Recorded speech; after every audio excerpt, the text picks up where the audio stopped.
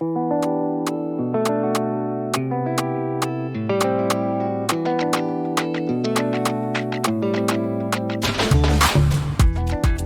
to the Power Panel Podcast, a show where we follow the leadership journeys of exceptional African women at the helm of public service and civil society.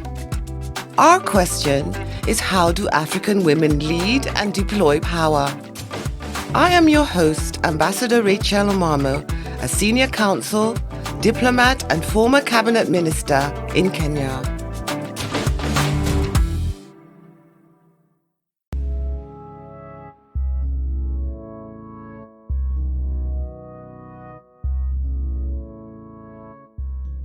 Traumatic events in our early years often leave indelible scars on our lives. For some people, these occurrences shape their convictions and define their destinies. At 9 years old, I personally faced a major health issue that was life-threatening. Thanks to my parents being very speed smart and alert regarding health emergencies, I was able to be treated by the first and nearby, medical doctor that saved my life. I literally was not able to breathe.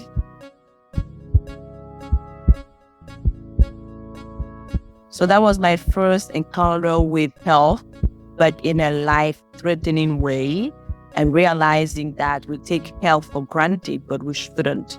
At 9 years old, you are kind of innocent. You pretty much know nothing. This was rebelling about what I want to dedicate the rest of my career and life for.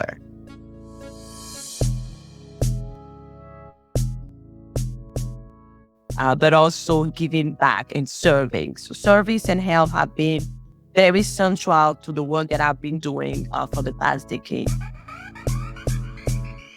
This distressful health scare was experienced by Dr. Joannie Bewa, a medical doctor, public health scientist, and women's rights activist, globally renowned for her pioneering contributions to African women's sexual and reproductive health. She made her mark early in life by establishing the Young Beninese Leaders Association, YBLA. Presently, she is the CEO and co-founder of Dotoh Health, the first health teleconsultation company in her country, Benin. Her story is remarkable and speaks to the energy and vision of Africa's young women leaders. Joannie's story starts in a suburb in Cotonou. I was born, raised in Cotonou, Benin Republic, one of the most beautiful countries on earth. In a country where, women are celebrated, in a country where women has a key and central place. Also a country where there's so much that needs to be done to improve, women's health at large.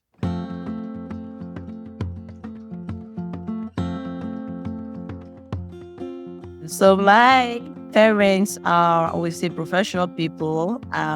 They believed in the power of education, right? They were not super wealthy, definitely not, but we were not lacking anything. So I would say I was raised in a modest household, but, with access to everything I needed to be the best I could be.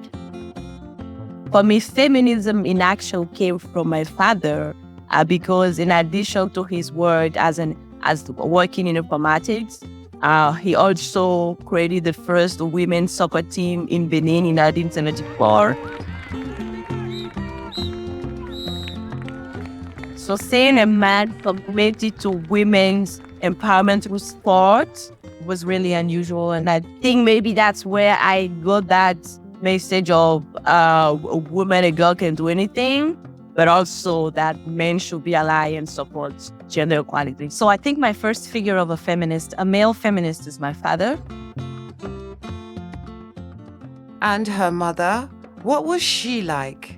And I have a very brave and supporting mother as well, who worked, in administration, in healthcare.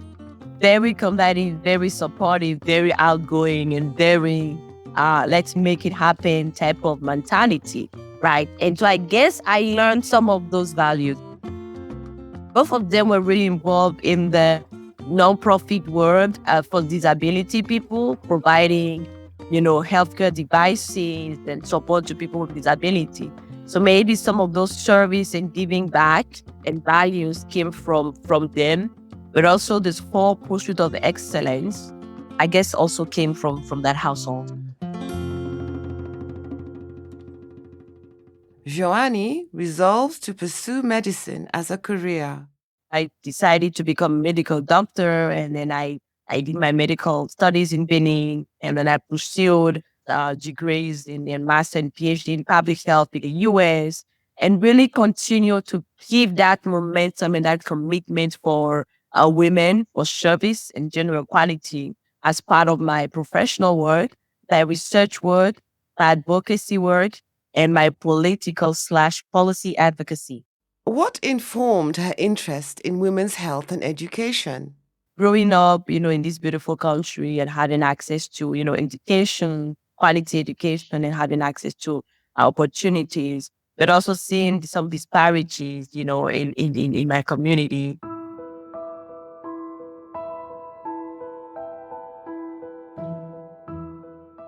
Having my best friend having an unattended pregnancy, performing an abortion or a safe abortion and die from it, reveal that, health is not just about health care. It's also about health education. It's about health promotion. It's about prevention. And women in some setting are most disadvantaged than men.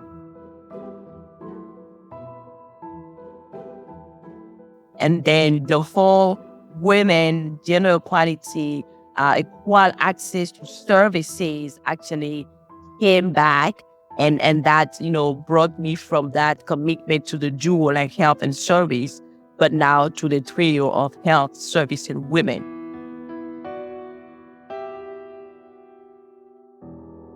Embracing the value of community service that her parents taught her and appreciating the healthcare challenges endured by girls and women in Benin, Joannie takes the brave step of establishing the Young Beninese Leaders Association, YBLA, to tackle these concerns.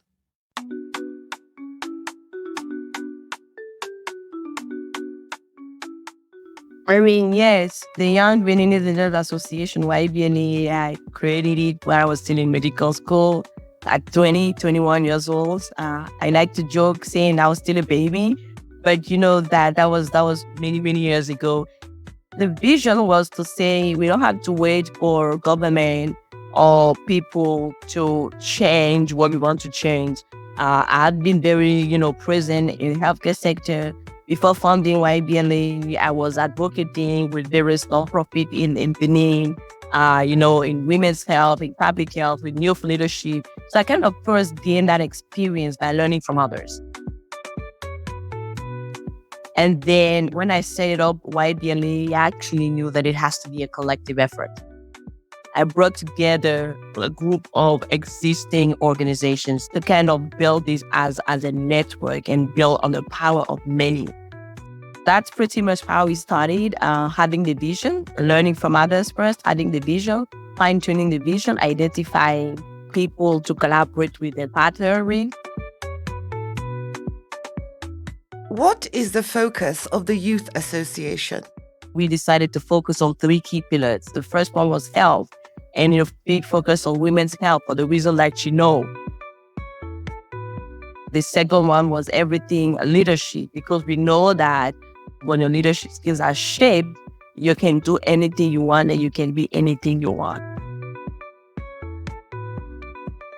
And also because we're in a context where being a leader, being healthy is not enough, we also added the entrepreneurship to this work.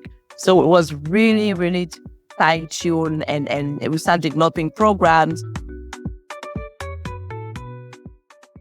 Joannie describes some of the health advocacy campaigns that caught the eye of important partners and catalyzed the organization's growth. Our first one was, of course, Around Health, where we have a Red Ribbon campaign. We had a march. We mobilized 300 people. to kind of focus on access to reproductive health and prevention services for girls and boys. And that march, 300 people in the street, it drew attention, of course, right? From various folks, from USAID, the US government, Benin government, and other stakeholders who say, oh, we want to support you, we want to help media visibility, we want to provide you with magazines and reproductive health supplies.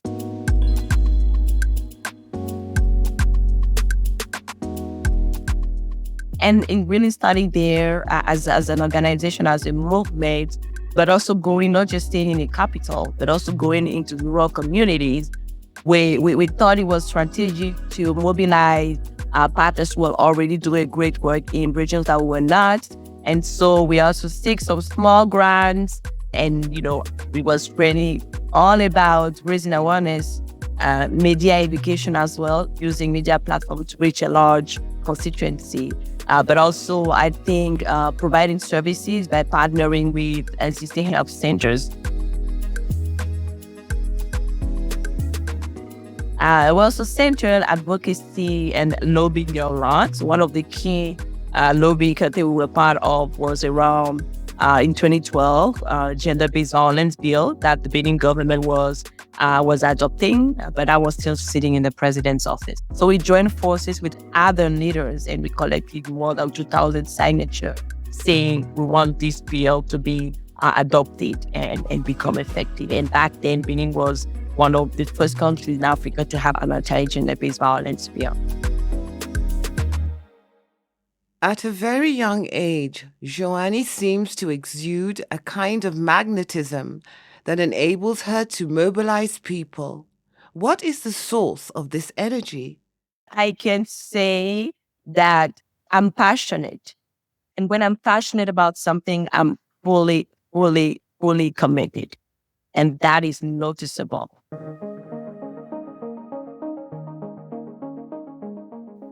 I mean, that also, because the thing is, I have a quicker sense about where opportunities are, but also where great people are, because a great organization is built on great people. That is what makes a solid and strong organization. That's what makes the power of a movement, right? So I have that easy facility to interact with people, to share my vision, to listen to people and hear what they need and try to meet them midway. I think that capacity in getting to identify great people, smart and talented people, I think also strengthen that vision. And I like to say that I like to work with people who are smarter than me. I want them to have something more than I do. That does not threaten me at all. On the contrary, it inspires me.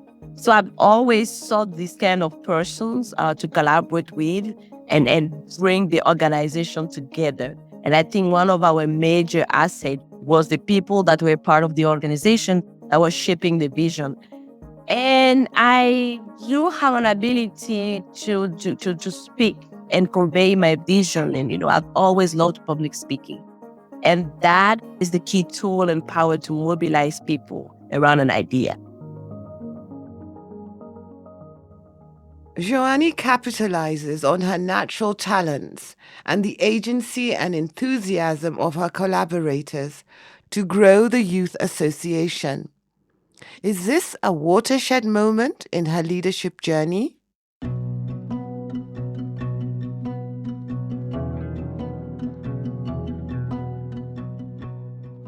I will definitely say yes, because this work was consistent, right? It was consistent over the years, and it really actually got professionalized, moving from a youth organization to an established professional civil society organization where professional guidance was sought and policies were respected.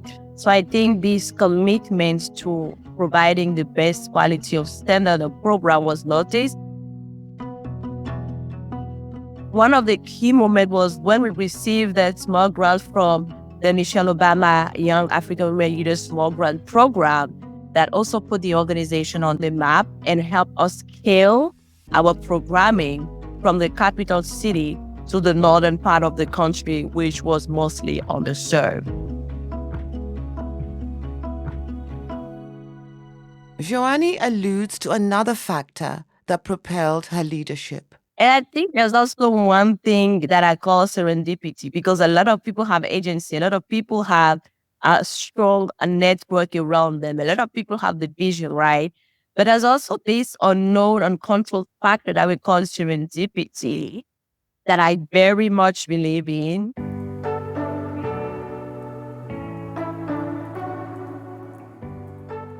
And let me just share a funny story with you. A little bit before we created the Young Beninese Association, we actually, started that as an informal platform.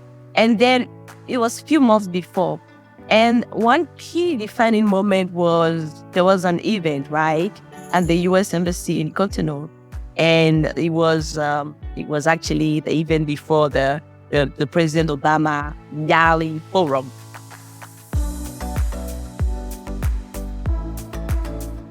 Our organization was invited, but I did receive the information last minute. So, and guess what? I was on the way to sport, right? So I was really dressed in a very sporty way. And for me, going to the embassy dressed that way will not have worked. But going home and changing myself and coming back, the event would have been over. So I had to make that decision, and I think that decision has, changed my life trajectory. I decided to attend this forum, speak at this forum, dressed in a sporty way, which was definitely not the expectation when you have an ambassador sitting there in suits. And when I got there and it was my turn to speak and make a statement and share a word, of course, I had to use humor and say, hey, I'm not the best dressed person in this room, but hey, focus on my message. And you wouldn't believe that making that statement and highlighting our work and sharing the strong vision that we had actually brought us to lead the health conversation as part of this pre-forum.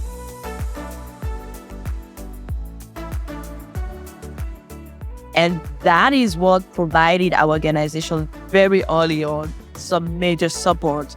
So I've always think back and say, I have made that decision, which was really unusual, and I very about protocol and very about the way I present myself. But if I haven't made that decision, I doubt YBLA will have such an early support. We receive the type of support you receive in 3-5 years of operation. We received that support early on in our first year of operation. And I'm talking about technical support mainly, which helped us through our work to move to the next stage. So serendipity is big for me. Joannie seems to be intuitive. Does she often follow her instincts when making decisions? I do a lot. I'm a very rational person. I'm very logic. I'm very science. But when in doubt, I follow my intuition.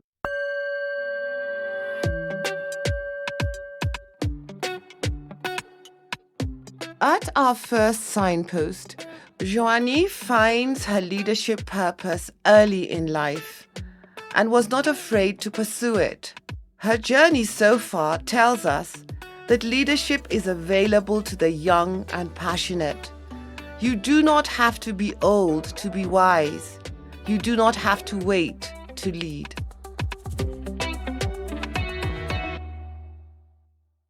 Through the Youth Association, Joannie expands her advocacy for women and girls' sexual and reproductive health.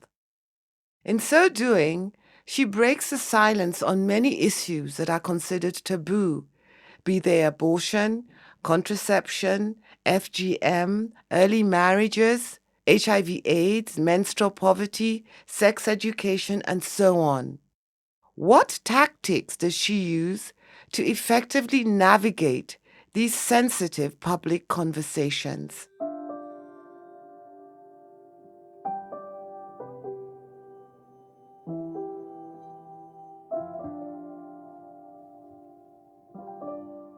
So I was lucky to be raised in a very progressive country, Benin, where conversation on those issues were not centered.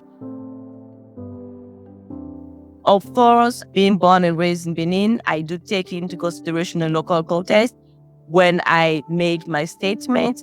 But also, I talk science as a medical doctor, right? And I think the interest here is that my advocacy intersects with my profession as a medical doctor. So I'm talking from fact, I'm talking from patient that I received, I'm talking from receiving a girl at 18 years old who have an abortion, and I will have to, in an emergency room with OBGYN colleague, remove uterus at her age because he had performed an abortion, which was going to make her die. It means that she will never be able to have a baby because of that unsafe abortion, right? When you witness that, you do not want to play around the bush. You want to raise awareness. You want to say, hey, we know that girls as early as 10, 12 are having sexual intercourse, unfortunately, unprotected. And most of the time, not all, but most of the time, they are not consensual, right? Some of the time they are consensual, but most of the time they don't even have the decision-making power to actually know how to say no. So those are issues, that we have to talk about. We have to raise awareness. We have to let girls know that they have the power to say no until they are ready to. We also have to let them know that they have the choice of saying yes or no if they want to, but they need to know the advantage and the consequences of saying yes or no. It is their choice. It has to be respected. But they need to know that a pregnancy at 14, as an adolescent, it increases your risk of maternal mortality by double, right? Because the body is not as ready as much as to welcome a baby. Girls are 2 times, women are 2 times more likely to be infected in HIV in our context, and the prevalence, in general population for women are overall twice as much as men. So those are disparities and risks that girls need to be aware of. And unfortunately, not all girls are aware of this.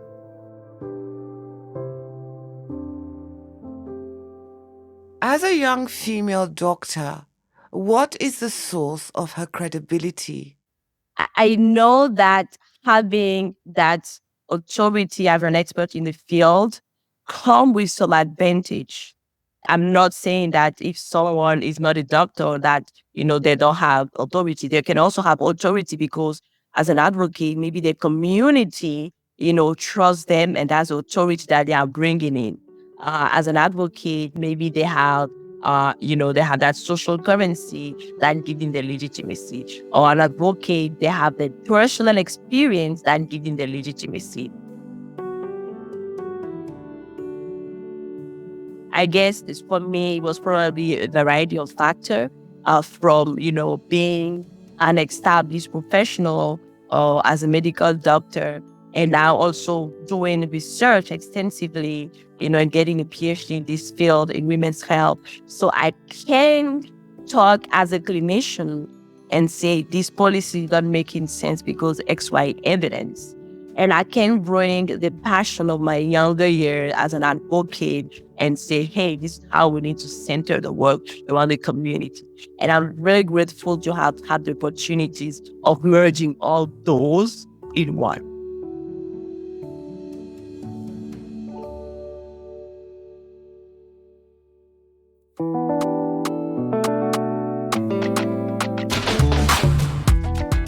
As we take this short power break, we ask that you subscribe to the Power Panel podcast. Let's work together to expand the Power Panel community.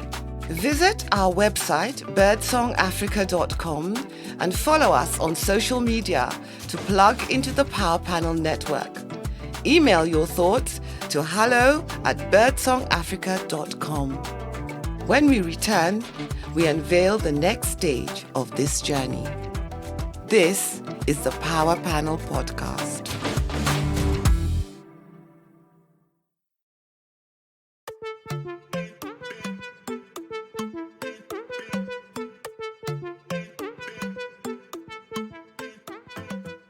Joannie's work and activism catches the attention of global actors.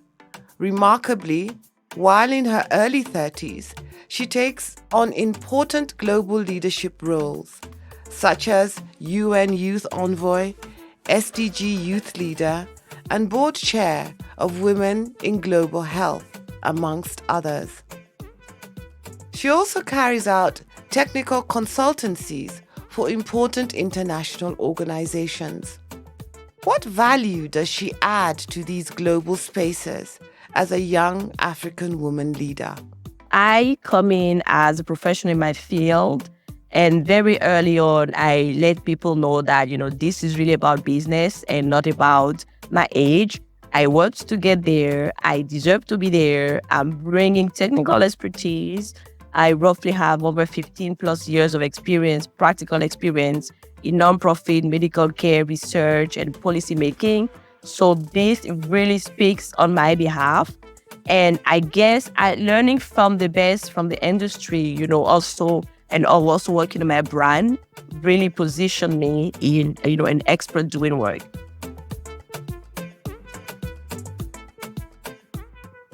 So that track record of professional work as a professional expert is also something that I'm breaking on the table. So yes, what I really do make sure when I'm sitting on board, I chair the board of organization based, either US or Africa. I'm part of the World Health Organization advisory group. It is a group of experts advising WHO Africa across its 54 plus countries on everything women's health, reproductive and sexual health. And those are experts selected after a very rigorous process.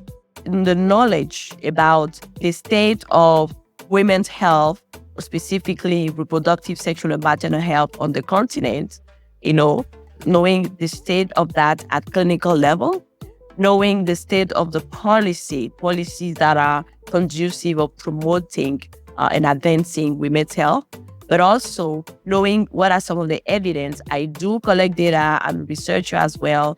I've been teaching for the past 5-6 years and also conducting research at the University of South Florida in the United States. At some point of my career, I decided to immigrate to the United States and kind of further my education with a master and PhD in public health, but also working in the American context, managing US government grants and conducting research. So bringing that research lens also in my advising, either in board or expert advisory board, has been critical as well. Does Joannie feel powerful as she executes her global decision-making roles?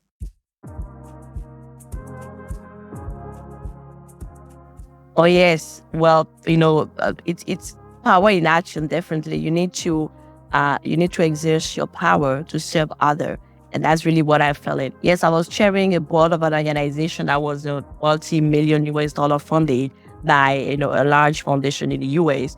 And as a board chair, I had the responsibility to make sure that the governance processes are in place, that the financial processes are respected, and that we deliver on the funding received from various donors.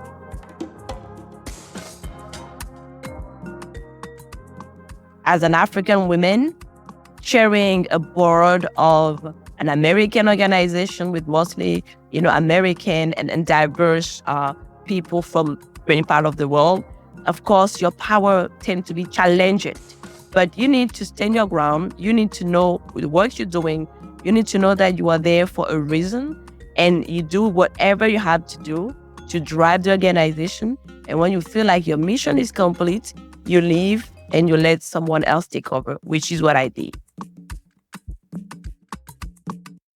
What challenges does she contend with?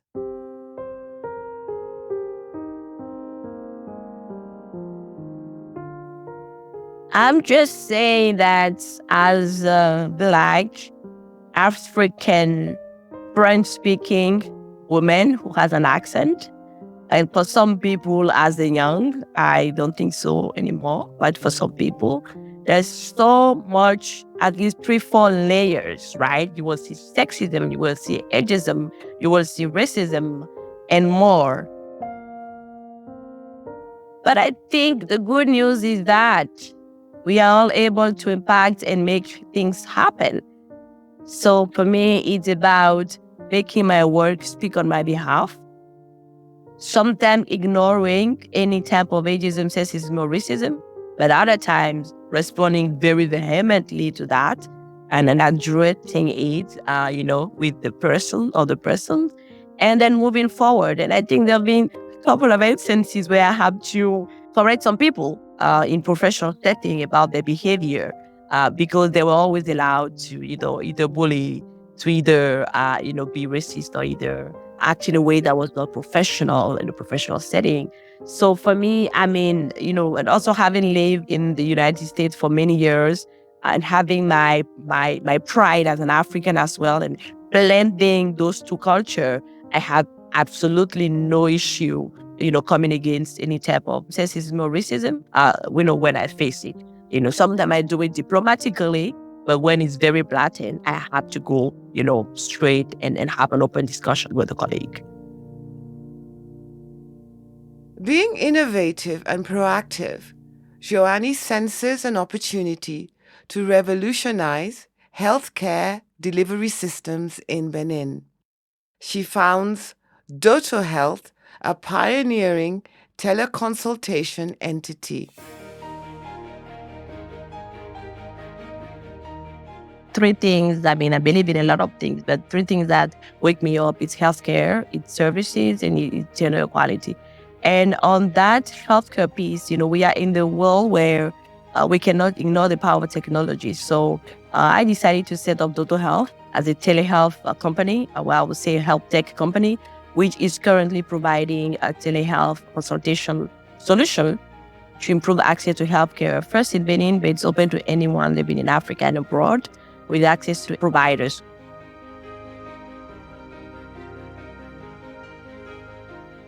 It's an app, a novel app, in which is embedded a teleconsultation platform, video or audio, synchron or asynchron, where users can first book an appointment with the providers and have virtual consultation and care.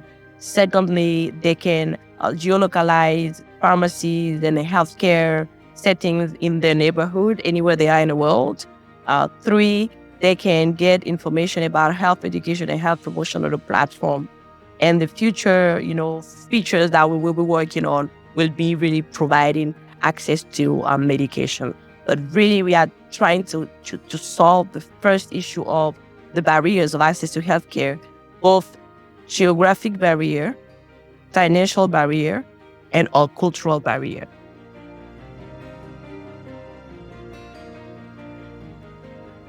One other aspect is that because we want to position women's health as a critical item, we also do have a well-positioned women's health, reproductive health solution. Our mantra is to universalize healthcare by connecting, caring, and cheering our users. And that's something I really believe in. And we want to make sure that we push this as much as possible in the digital health space. The Canadian government believed in us. They awarded us a grant to actually design the solution, test it, pilot it. So we received the Grand Challenge Canada Innovation Award.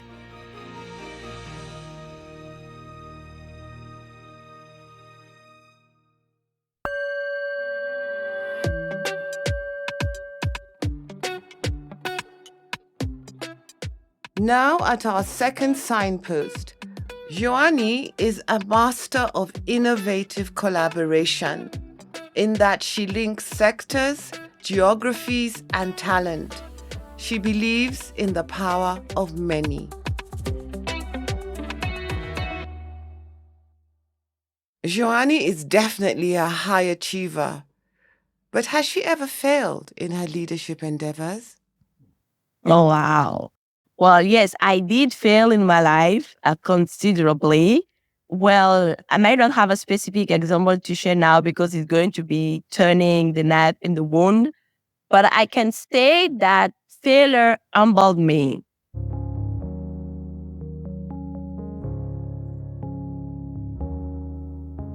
I have always been a very humble person, despite all the power and the access and the people and the network that I have access to.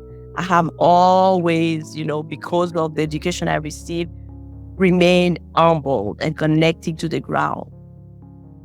But failing has taught me that, hey, I am a human. First of all, before being a leader, before being a servant, I'm a human. And it is okay to fail. And it is okay to take a break, to think about what is next.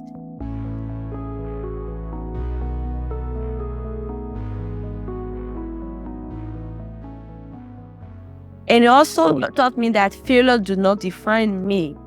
It defined what I did or what I did not do. It will never define me as a person. Yes, it is okay to fail. It is okay to take some time off and think about what is next, or think about what went wrong and take ownership of that. Of course, it takes time to heal, especially, when you, for example, I failed miserably in a project that I had all faith and belief in, right? But because of circumstances that were beyond my control, it failed miserably. And it was roughly like 2 or 3 years of my life, being literally lost in that adventure. How did she recover from this setback? Well, for successes, I have parents, I have mentors, but I guess for fail, I had to face it alone.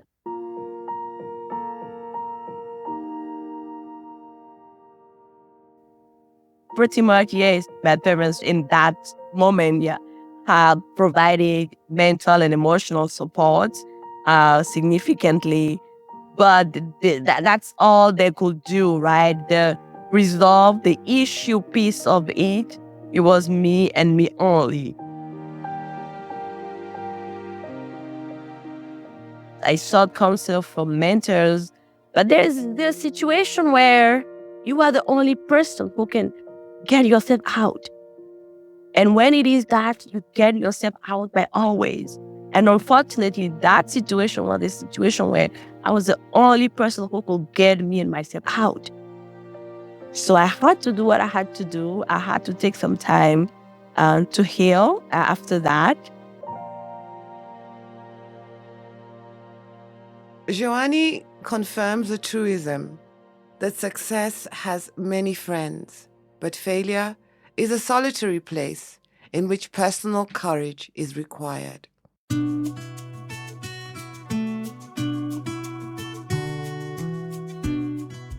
What, however, brings Joannie the greatest joy in her work? Today, I think what makes me happy is the little tiny impact, right? When we run our program with YBLA, having young people saying, oh, I didn't know this, and thanks to this information, I'm sure I can finish my schooling and I will not get unintended pregnancy.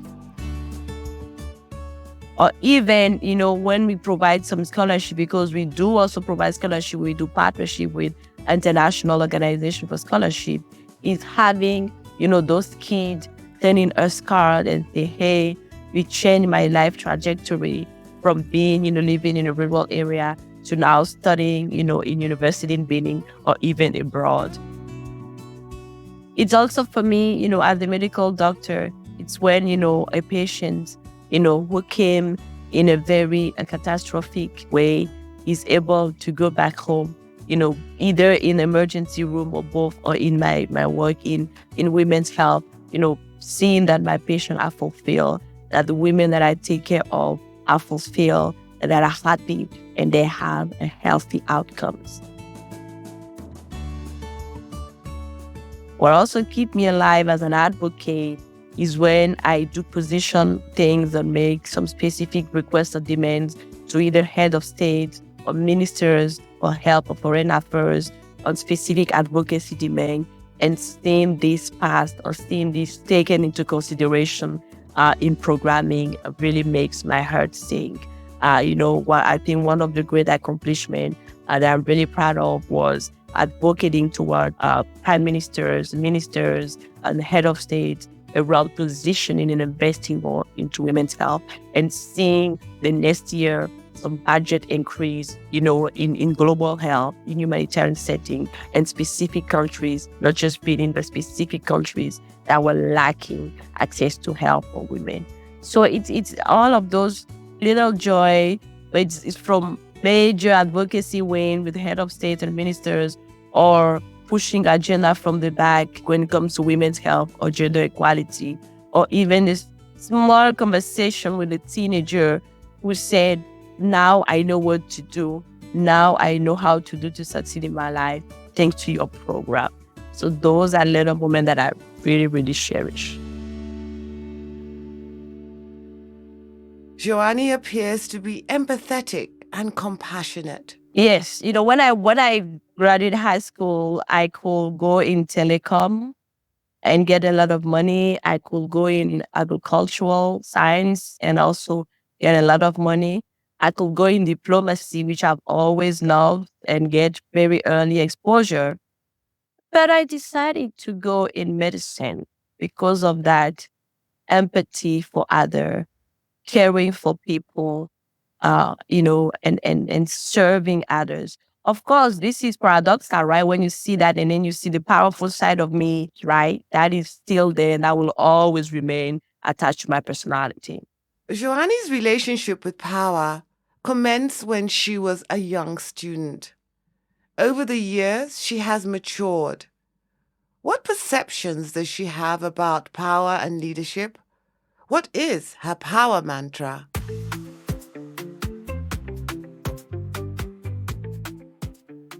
Power is leading with purpose while being authentic, serving others while not forgetting yourself.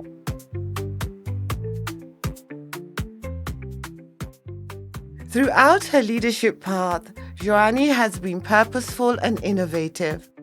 She merges her professional calling and skills with her passion for service to her community. She is proactive, steadfast, and collaborative, bringing people and talent together to expand the frontiers towards the improvement of African women's health and well-being. She illuminates the power of empathetic leadership. We thank Dr. Joannie Bewa for sharing her leadership story with us and wish her well as she continues her journey. We also thank you most sincerely for listening and look forward to your company on our next episode. This is the Power Panel Podcast.